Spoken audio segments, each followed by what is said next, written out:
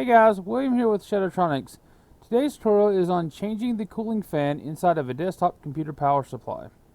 Dangerous voltages may be present. If you proceed, you do so at your own risk.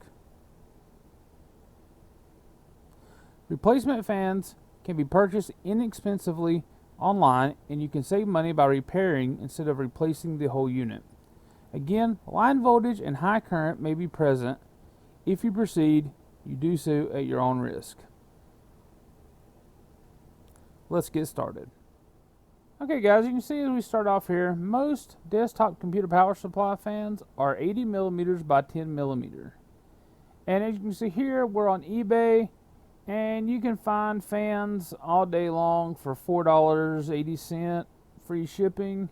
You can get your choice of color, multicolor, or just black, depending on what you're looking for. But these are the fans you'll need. Usually about 80 by 10 is standard. I do suggest you measure your fan to make sure that you get the right one.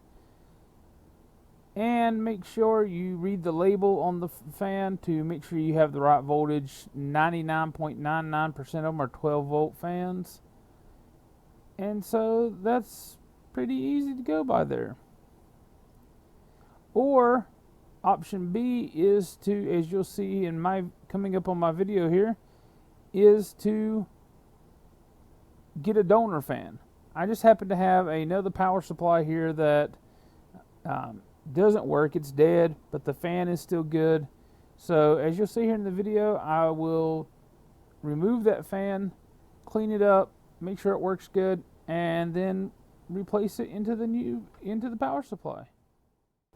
Okay guys, here's the donor power supply. As you see here, I'll be removing all the screws into the case.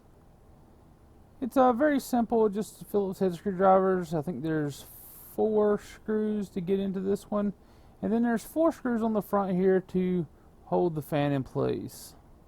Okay, I have all the screws removed and got the front cover off now. And as you can see inside the power supply. Now there's still 4 screws holding the fan onto the board, and so we'll get those removed and the fan should come right out. As we remove the fan here, you will have 2 wires, a red and black wire, may have 3 wires. You want to cut them as close to the circuit board as possible to give yourself enough length to install it onto the new circuit board if you're doing a replacement. This one here was soldered to the board, so I just snipped the wires. The other power supply had a plug, and I'll show later on transferring that. Okay, so there's the fan. As you can see, it's really dirty, so I'm going to take a moment here to clean it, and we'll be back in just a second. Okay guys, here's the fan cleaned up. Just some isopropyl alcohol to clean the dust off. Like I said, this was a used power supply, so it had never been cleaned, so it was pretty dirty. We got it cleaned up, and it's ready to be put in the new power supply. So let's get that set up, and I'll be right back and show you the process.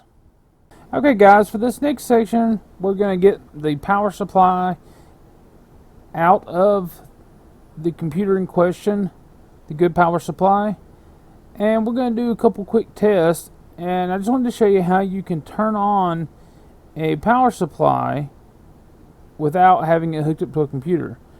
And to do that, there's a wire called the power on wire, and it needs to be grounded to tell the power supply to turn on.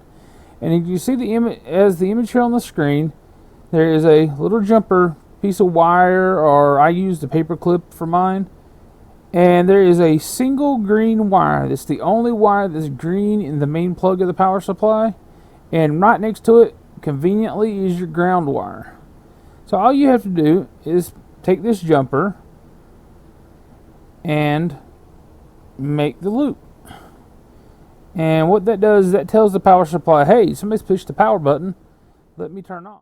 Here we are testing the power supply now. As you can see, I'm putting the jumper wire in. There's the green wire and the black wire. And I'm inserting the paper clip now. As you can see, when I inserted the paper clip, the power supply powered up and the fan started working. Next, I'm going to take a screwdriver and stop the fan. Then I will release it, and as you can see, the fan does not start back. And that was the issue we were having with this power supply fan. Now I'll use the screwdriver to assist the fan to start again, and as you can see, it starts running again. Again, I'm going to take the screwdriver and stop the fan, and as you'll see, the fan fails to turn again. Give it a little bit of assistance a couple of times, and it'll spin right back up. So obviously it's faulty. Now we'll unplug the power supply and remove the jumper wire. Okay guys, as you just seen, I just unplugged this power supply from having it powered up. These things have really large capacitors in them, and they can store energy for a very, very long time and at very high current and voltage. So the next few scenes you're going to see here, I am taking very, very great precaution to not touch anything inside the power supply. So please, again, like I said, there's dangerous voltages can be present. If you're proceeding with following along with the video, you do so at your own risk. The next step is to remove all the screws and separate the two halves of the case. This power supply was a little different. The case came off just a little bit different way, but the concept was the same. There was 4 screws, and then the case pulled apart. Then there's 4 screws holding the fan in. So I'll get those screws removed and be back in just a second, and we'll see what it looks like on the inside. Okay, I have the case off now, and if you notice, this thing is super, super dusty. Look at the bottom of this circuit board. It is disgusting. This is my PC router. It's on 24/7, 365, and we live in the country, and we live on a dirt road, and it kills equipment. And with the fan not working, you know, this thing got pretty warm, so this is a good time to do this. Clean all the dust out. If you have canned air, this would be a perfect time to blow everything else. Like I said, keep your fingers out of the circuit board, but you could use some canned air with a little straw thing and clean all that dust out. Okay, we're going to remove the 4 screws holding the fan in. This power supply actually had a connector on the wire for the fan, which was really nice. So it was just able to just unplug it, take the 4 screws out, and had the fan out. Gonna get the fan out here, and then we'll show you how I snipped the wires and soldered the plug onto the new fan and reinstalled it. So we'll be back in just a second. I have the new fan and the old plug. As you can see, it's just black to black, red to red, and you're good to go. And next we'll be installing the fan. Okay guys, you can see here we've got the fan back into the case, got the 2 halves of the case put back together. Just installing the last few screws here. I did take some compressed air and blew out the dust in the power supply, being careful not to touch anything that could have voltage in it. And it's all clean, and everything went back together perfectly. No extra screws, which that's always a good thing. And next we'll bench test it again. We'll plug it up, use the jumper wire, turn it on, and if everything went correctly, the fan should spin right up. Alright guys, we have all the screws in. Gonna bench test it here, gonna plug the power in, and as soon as we install the jumper, we should see the fan spin up. And the fan spins straight up. So guys, for little to no cost, you can replace the fan in the power supply and get probably another couple of years out of it. People ask me, why would you do this when you can just pull the whole unit out, throw it out, get a new unit?